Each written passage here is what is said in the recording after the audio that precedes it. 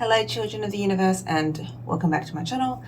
I am planning to vlog my cosmetic surgery journey. So yeah, I'm not used to vlogging, and I guess I'm going to break this up into different videos. And for today's section I am going to get ready because I haven't done my makeup in a long time. I haven't recorded in a long time. And yeah, let's just get into it. So, what surgery am I having done? I am having, just gonna move this mirror out. I am having the 360 body lift. And I'm not sure, like, if I can call this breast augmentation. Like, I'm having fat transfer and like reshaping of the breast, and I'm gonna get to that later because yeah, it's its own topic.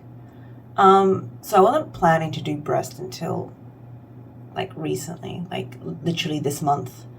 I wasn't planning to do it. And I'm not gonna do a disclaimer before I start that everything in this is obviously about my individual experience. It's about my individual life. It has no reflection on anyone else and what other people choose to do with their own bodies. Or like, yeah. This is just about my experience and my life, and that's it. Okay. Where does all this begin? Because I'm not someone that ever wanted to have cosmetic surgery. Like, I was very much like, I'm never having a tummy tuck, ever, because I didn't think it's necessary. But here we are. So my journey sort of starts, I guess, when I was 17 or even 16, because I fell pregnant at 16. And I actually remember the sensation of my abdominal muscles splitting, which was not nice. And I just have to say that why the hell are we not warned about this before having babies, or like even when pregnant? Like, shouldn't there be some sort of exercise or just awareness around, hey, if your abdominal muscles aren't like the strongest, they will split. So, you know, there's all these women walking around with split abdominal muscles, and it impacts on your torso strength, your core strength, because your abdominal muscles are literally your core, and they hold you up and they support everything. And then, you know, you fall pregnant and it can just damage that. So yeah, fast forward like 13 years. Just constantly I have pain on and off. I'm just going to be using Just My Luck by Colourpop. Sorry. That's the colour story, and that's all I'm going to say. So yeah, I constantly have had pain. You know, even before I had babies. Oh God, what did I do? And I would go to the doctors. Like, I would have spurts of going to see professionals and asking for help. Like, what's wrong with me? I'm in pain all the time. Like back, pelvis, just existence was quite painful. Did I use the same color just then or something different? I did use something different. And yeah, like nothing was really just done about it. Like, it took until I was 30 to really find people that actually listened to me and confirmed that, one, I had a slipped disc in my back, so that was the L5-S1, and I ended up having surgery for it this year in January. And like, because I ended up in hospital, like for 6 weeks I could barely walk properly, and I ended up in hospital with severe pain because, like I said, no one was taking me seriously, and I couldn't walk anymore. I couldn't sit down on a chair. I mean, I did. I forced myself to. I just wasn't taken seriously. I was told that it was all in my head. Anyway, that happened. And then, 4 days later, I was booked in for surgery because I had anemia. And even though I would get iron infusions and everything, I was still anemic all the time. Like, I couldn't stop being anemic. Okay, there was a weird jump in topics there. I'm sorry, my ADD brain does that sometimes. The jump between the back and the surgery was I was booked in for surgery for my uterus already, September the 4th, but like 4 days before that, I went into the ED about my back. So it was like, I went to the ED for my back. They're like, yeah, you got a bulging disc. And then 4 days later, I went in for my already pre-planned surgery on my uterus. Iron infusion, my iron would go up, and then 2 months later I would be anemic again because I just bled it all out. So to fix my first problem, not fix, at the same week as being diagnosed with my slip disc, I was diagnosed with endometriosis, which, if you don't know what that is, that's when your endometrial lining grows outside of your uterus, and it can cover multiple organs. And it's very painful, and it can cause infertility. On top of that, I was also diagnosed with adenomyosis, which is the thickening of the uterine wall itself. It can cause heavy bleeding, a lot of pain, bloating, and for me, the biggest thing that upset me was pain during intercourse. So, yay, I was cleaned out. I had endometrial ablation, where they pretty much destroy the endometrial lining inside of your uterus so you don't ever grow it back. But because I also have, those two diseases, my doctor put me on the pill to take non-stop so that it wouldn't grow back. There's a lot of things I could talk about in that case. If you're interested in learning about how that's going, I can do another video. Just comment down below and I'm happy to talk about that topic more in depth. But yeah, like that's it was amazing to finally be properly diagnosed when I was misdiagnosed 6 years earlier out of sheer stubbornness. Again, I'd have to talk about that in a different video. Anyway, yeah, so it wasn't until the age of 30 that I got properly diagnosed with like all my problems. It's as easy as I can put it. So, why am I getting a tummy tuck when I said I never would? Because, I had my spine fixed, but I knew that because my abdominal muscles were weak, my back pain would never get better.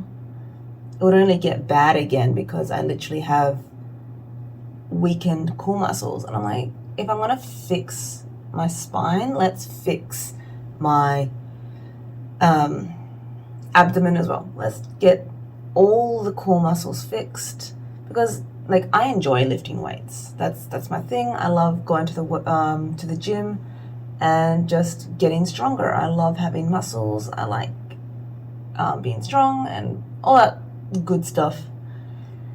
And yeah, I always had to stop. Like, I would get to a point where I'm happy with my progress, and then it's usually pain that would take me out. So, as I was saying, over the years, I had cases of pain, and I would go to the doctors and try to figure it out, and nothing would happen, blah, blah, blah. That's the thing. I would work out, I'd do really good for like a year or something, and then my body would just break down and I wouldn't be able to anymore.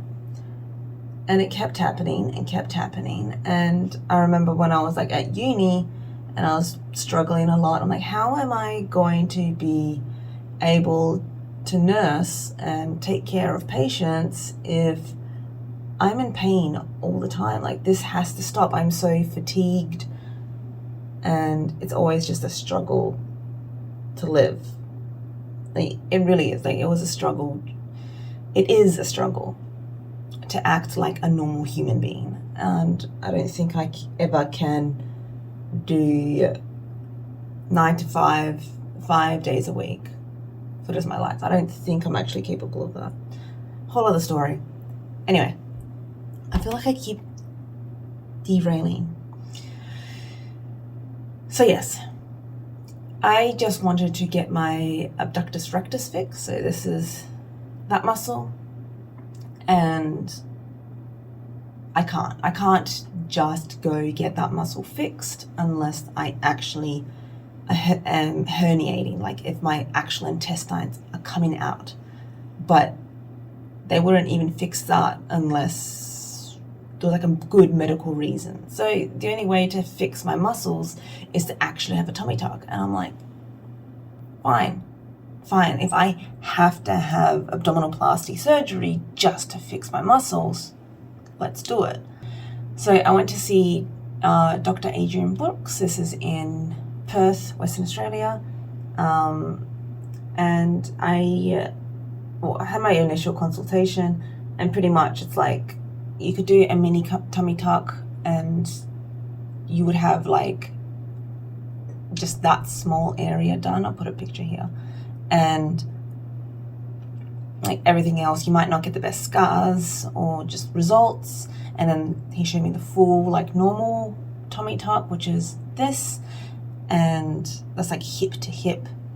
And then he showed me the 360 option, which like just revitalizes the whole body. And I'm like,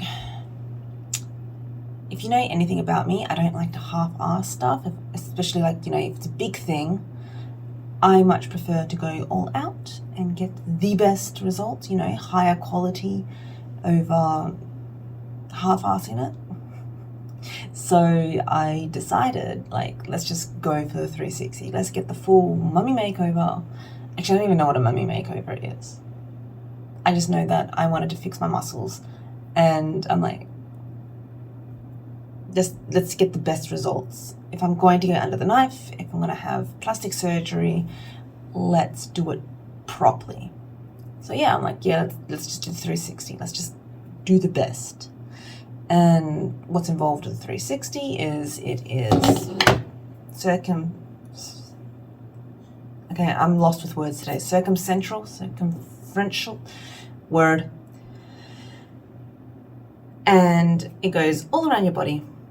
And pretty much you get your butt lifted. Like literally they grab the skin of your pants, your skin pants, your leg skin, and they just go up and lift everything up.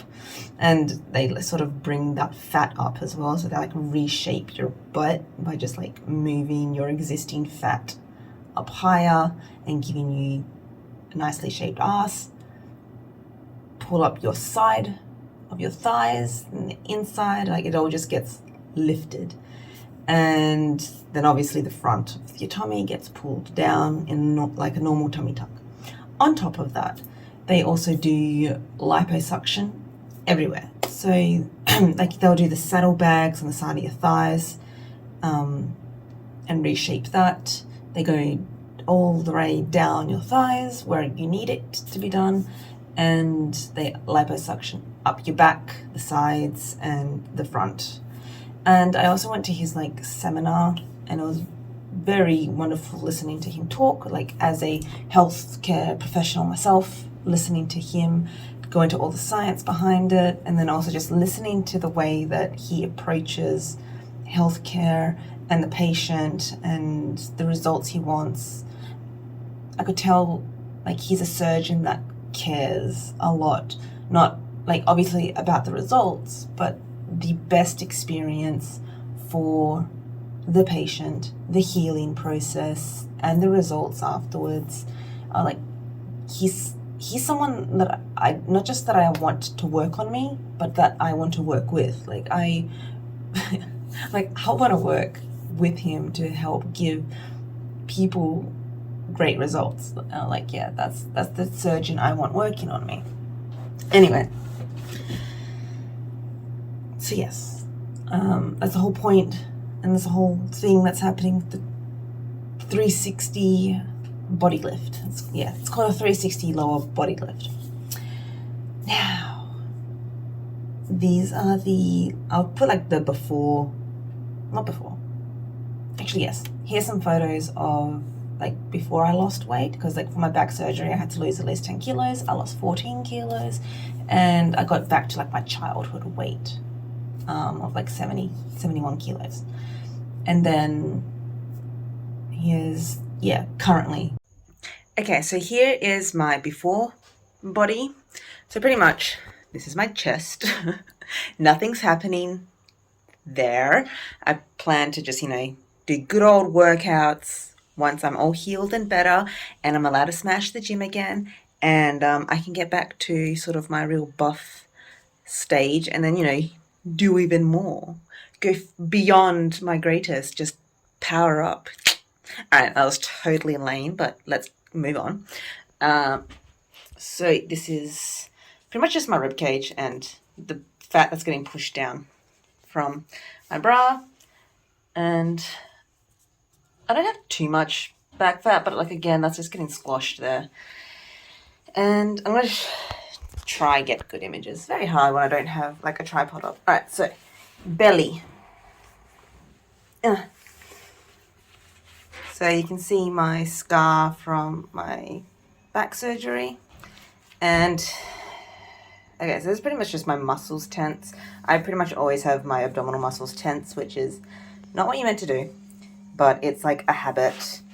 And that's like all the skin and fat that's hanging over. It's better than what it was, 10 kilos ago. And that's the muffin top. But like if I was to completely relax my muscles, and because they're split, they just really fall apart. Like, yeah, that's my stomach completely relaxed. And I'm hoping to get, obviously those muscles fixed, because I feel like,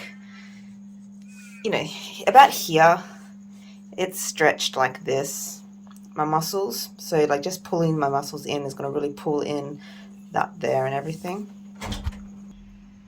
And then this is from, far away. You can see a full sort of body image there, how like that apron hangs over the pants. And you can see like it's stretched, like my stretch marks go all the way up here and over my hips. And there's some going over the back there. So there's going to be lipo going up here as well. And oh my god, it looks so bad. That's going to get all lifted up. And you can see like that's my muscle here. So I don't have any fat down there. That's just muscle down there. That's muscle there. You can see like my massive bulging muscle here. So that's just all muscle. And then it doesn't really start until there that I have fat, which is pretty much just like connected to my ass there. And that's getting all pulled up as well and lipoed. And then again, there's not really any fat here. It's just muscle. And it's on the inside there. So yeah, like that gets lipoed there. But also because he's pulling the ass up, it sort of pulls the thigh up with it. So it's going to look all very different and snatched and tight when it's done. And you can see I've got very skinny calves and ankles for some reason. Just that's how they've always been. And it's sort of like no matter how heavy I lift with my calves, like they stay tweeny. But yeah, that's pretty much my before body. And yeah, it is sort of all centralized around the baby making center and the upper thighs and butt.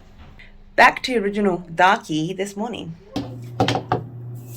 Okay, so how did I personally go from I never want plastic surgery into 360, got it, and then let's do the breast as well.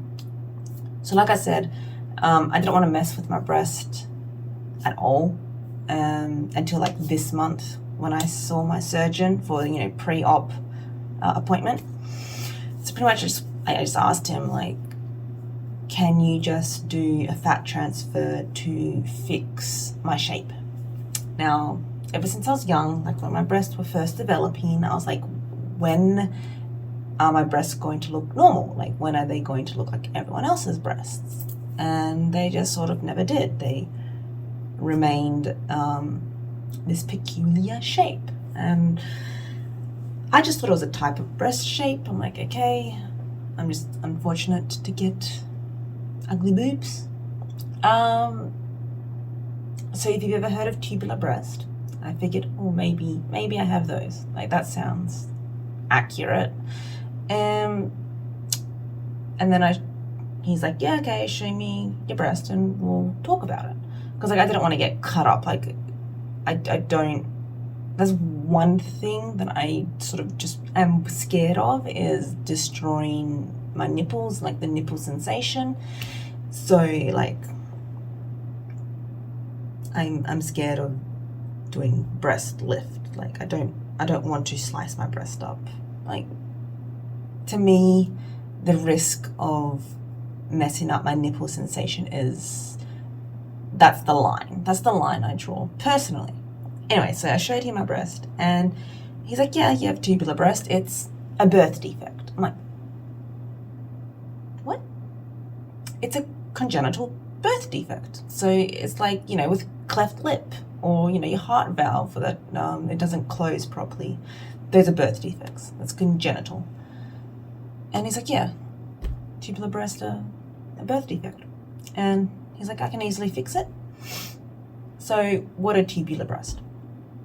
It is when, like, the skin on the chest wall does not detach properly and it doesn't fill with breast tissue the way it's meant to. So characteristically, it's when, like, the inside, I want to push this down a bit and then you can just see on me.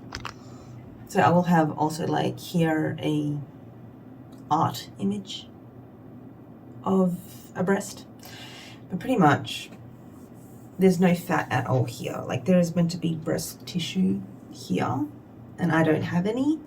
It's just like the chest wall and the skin are stuck down. So, like, I can't gain any fat there at all because it just doesn't go there. And same with under the breast. I don't have anything underneath at all. And I remember when I was, like, breastfeeding, because I have 3 kids, and I could feel this, like, tug underneath. So there was, like, nothing there. Like, and when I did breastfeed, my breasts didn't get bigger. They just stayed shitty small. And I think having small breasts has been helpful because they haven't sagged. So that's why he doesn't need to do a breast lift. He just needs to rectify that birth defect. Which is funny because, like, you don't have any breasts when you're a baby, obviously. You don't notice the defect until, obviously, puberty, post-puberty. Because, like, I'm the only woman in the family, like, that doesn't have normal breasts. Because, you know, you're a kid, you see your mum get changed, or maybe you see your grandma, your aunties, whatever. But also just, like, swimming together, you see bathing suits and stuff. So I'm just, like, looking at everyone's breasts and, like, you're normal. You look good. Oh, those look good. Yeah. Even if they're small or saggy, they look like normal boobs. And I'm like, where are mine? So yeah, that's pretty much why I was like, what the fuck's wrong with me?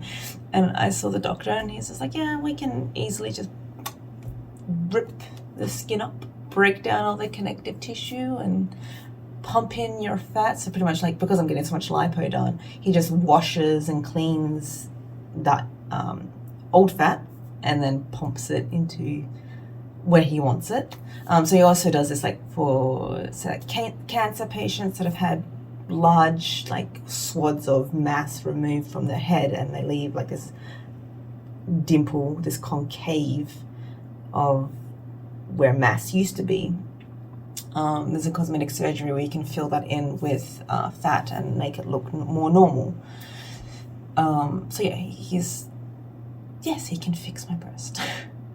I'm like, that is purely for me.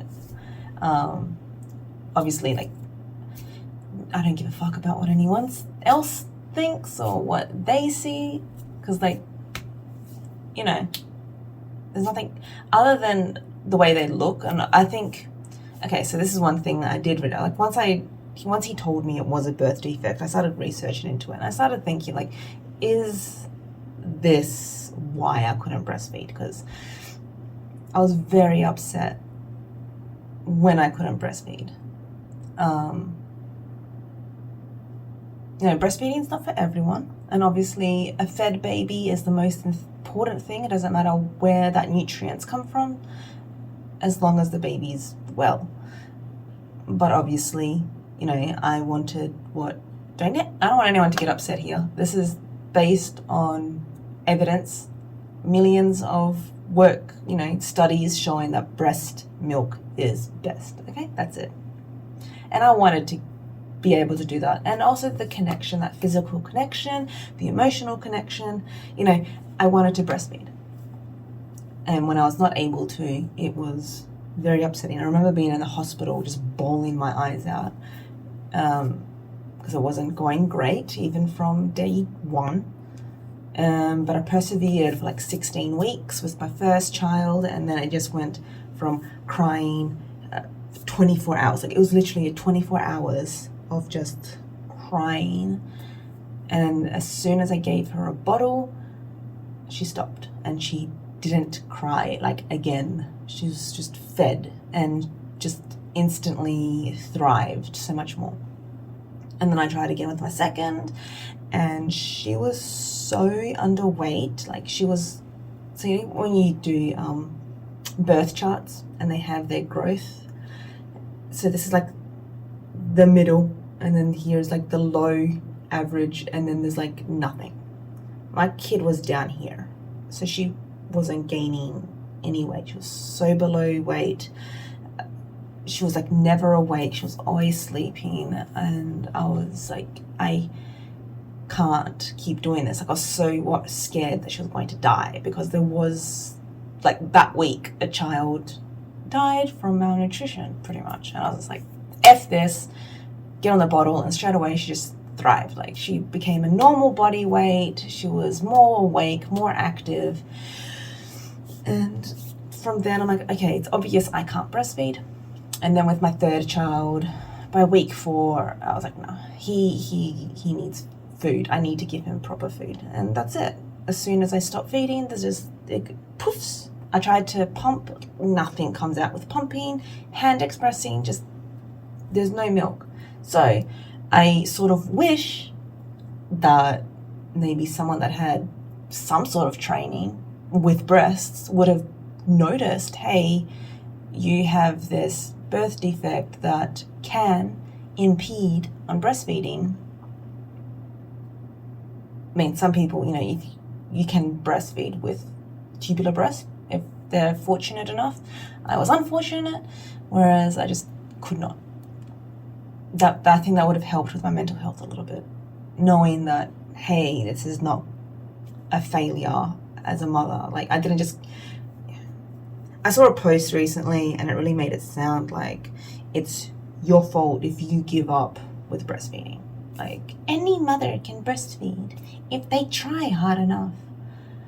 I got really upset with that post. I was like,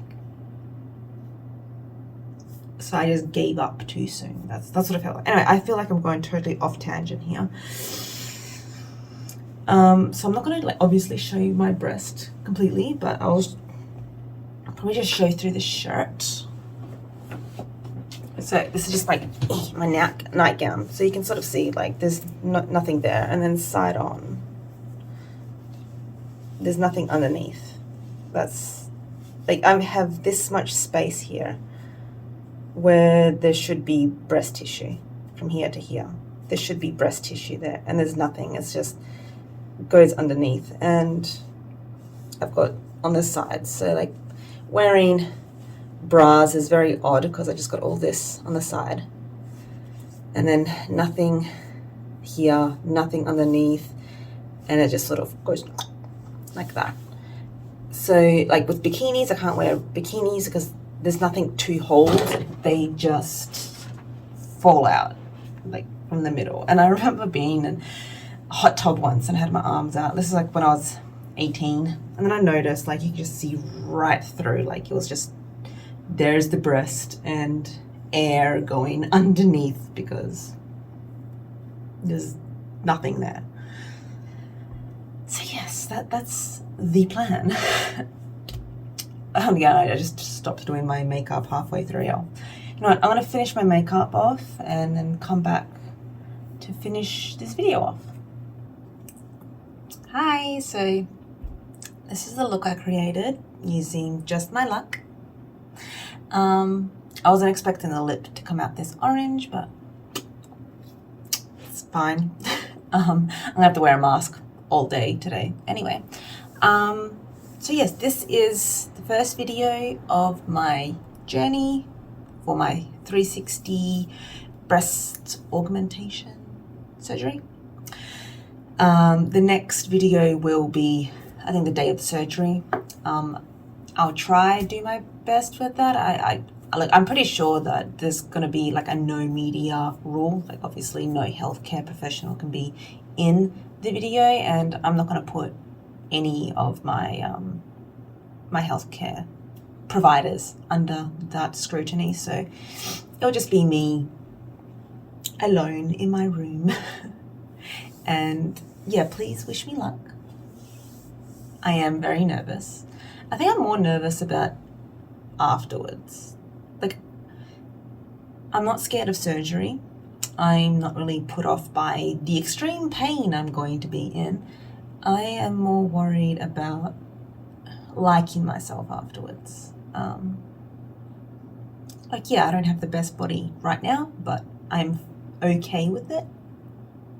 I say that, but I look at myself in the mirror and cry. I just don't think that surgery, I don't think anything is going to make me think of myself better, because the way I think of myself is warped by mental illness. And I'm aware of that. And I'm aware that, you know, surgery is not going to make me feel better. And that's not the point of the surgery. The point of the surgery is not about my image, other than obviously the breast, but I feel like the breast is more about feeling whole. I'm still going into this surgery because I want a pain-free life. I want to feel strong. I want to feel whole. I want to be able to live life without pain and to its fullest, and that includes fixing my abdominal muscles. If I was able to fix my muscles without surgery, that's exactly what I would have done. Like, this wouldn't be happening at all if some health MP didn't remove abdominoplasty. If they didn't remove women that have had babies off of the Medicare list, because it used to be covered. It was from 2016 that they removed that if your muscle has been split due to pregnancies, that you would be covered by Medicare to fix it. They got rid of that. And my surgeon is one of the people that are fighting to have it covered by Medicare again. So it has passed through Parliament. Now it just needs to actually be implemented and put onto the Medicare list again, so surgeons can use it. I believe I've missed out on that chance. I'm not going to have any of this covered by Medicare. Actually, we are hoping to have it covered by Medicare under bariatric surgery. So, I mean, if you want to have a deep dive into the whole payment around this surgery and how I'm financing it or getting it covered, leave a comment down below. I'm happy to go over that, and how, you know, insurance in Australia and the Medicare in Australia can help with covering the cost of these surgeries. So that's it for today.